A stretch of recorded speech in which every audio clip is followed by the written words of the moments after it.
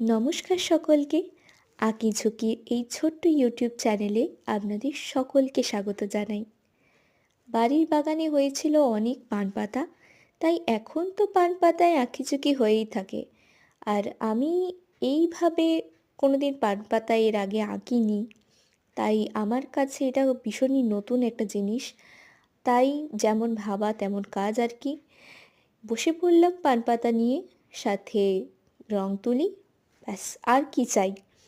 সাদা আর লাল acrylic colour use করেছি। এই দুটো কালারের মধ্যে দিয়েই খুব সাধারণভাবে একটা ডিজাইন করেছি। আর আমি মনে করি যেটা সাধারণ তার মধ্যেই সবসময় অসাধারণ লুকিয়ে থাকে।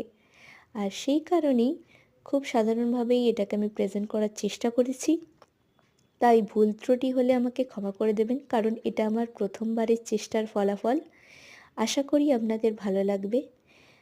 নতুন কাজ নিয়ে খুব শীঘ্রই আবার ফিরে আসার চেষ্টা করব। ততদিন ভালো থাকবেন, সুস্থ থাকবেন। নমস্কার।